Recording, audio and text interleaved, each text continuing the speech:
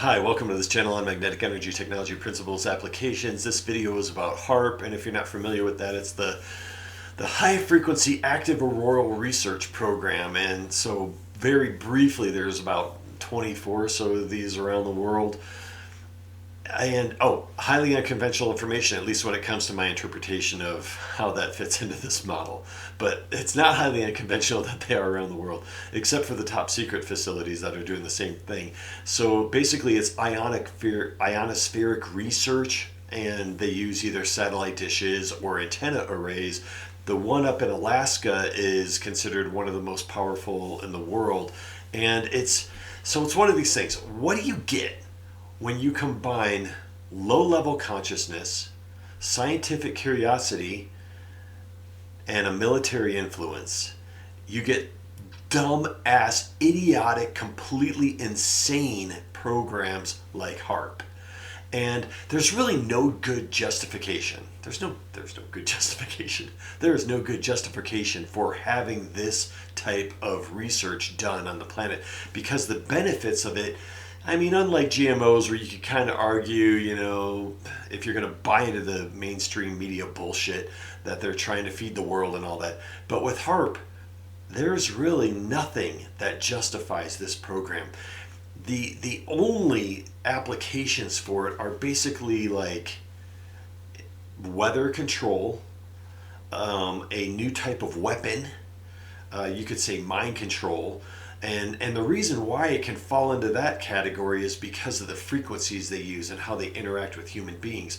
So it's this idea of hitting like certain levels of frequencies and having a tremendous output in your antenna array or your satellite dish, and then pinging the ionosphere. They call them ionospheric heaters because they put a lot of energy into these antenna arrays or into these satellite dishes, and then hit the ionosphere with them and then watch for responses. It is completely insane. So let's say, for example, so you turn on HAARP in Alaska, and every time you do it at full power, you get tornadoes in the southern United States. And so it's this weird thing like, wow, are you connecting that, guys? Are you seeing what's happening here? So in the magnetic model, the ionosphere is the distribution zone for all energy systems, and that includes everything electronic. The problem is, and they already know this shit, so there's a huge neutral component to the ionosphere, and that's why they call it the neutral ionosphere portion, or the neutral atmosphere, because it's highly neutral. But when you throw electrons in there and then you throw tremendously powerful signals in there, you create deficits in the energy field of the ionosphere. As soon as you create a deficit, because you're forcing energy down into these, basically you're pulling energy out of the ionosphere and you're connecting it with these arrays.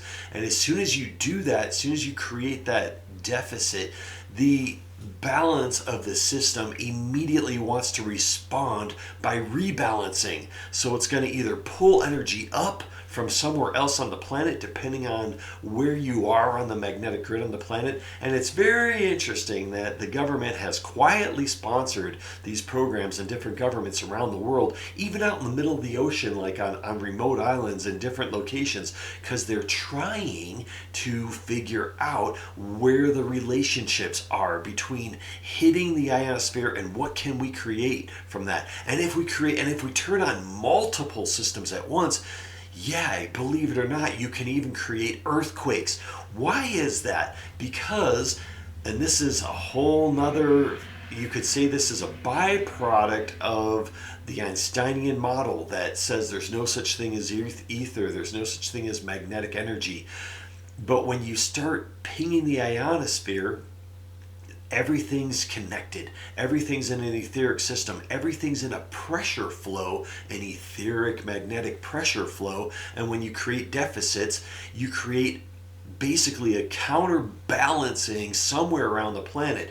And that counterbalancing can be like earthquakes, it can be hurricanes, it can be tornadoes, it can be all of these things that involve some sort of energetic exchange between the ionosphere and the planet itself, and what we would call in this model the upper rim and the lower rim. So as soon as you create a deficit, the system responds. This is a very delicate system of resonance and magnetic energy and flow. And when you just, it's beyond idiotic and it's beyond insane to do these type of experiments in this system. We're poking the bear. We're poking the bear and seeing how it responds because we're curious.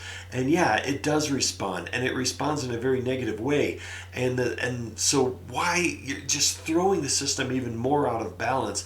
And then not only that, but it changes the resonance. We're getting back into the resonance of the ionosphere. And that's a huge problem for humanity and life on Earth, because then it gives our interaction with it, makes it more complicated. It makes it more out of balance, if you will. It makes it more dissonant. And so there's a lot of harmonics that are being interrupted by experiments such as HAARP. And that's just, it's so stupid. I mean, really, it really is. And it's a program that should be halted immediately. And it's a matter of, it's just a matter of time till humanity awakens and realizes that we cannot interfere with the system, especially with the ionosphere.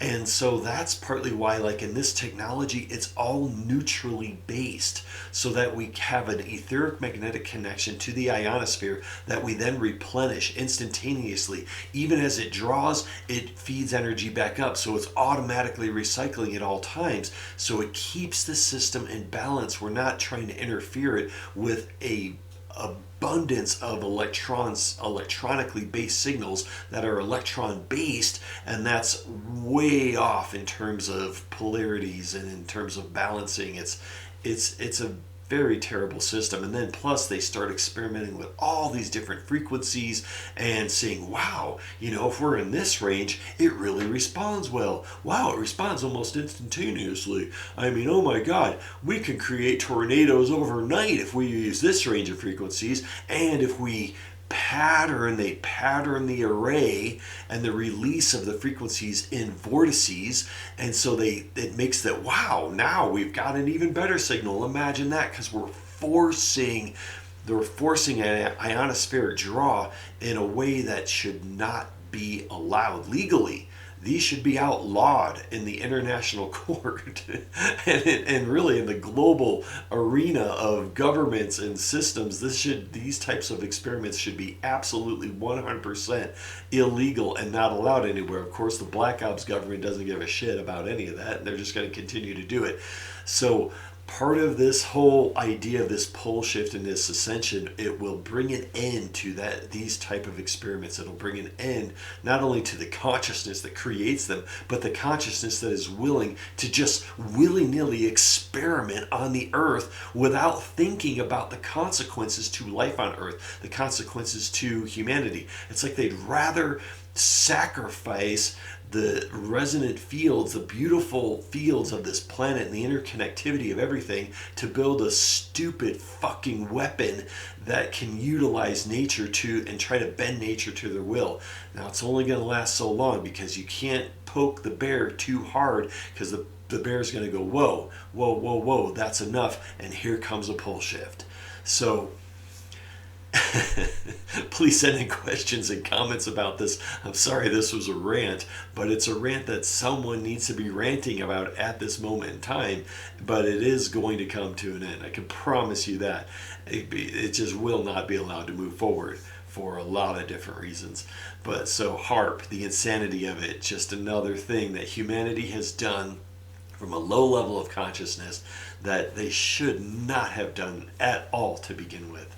And please send in questions and comments, and I'll see you next time.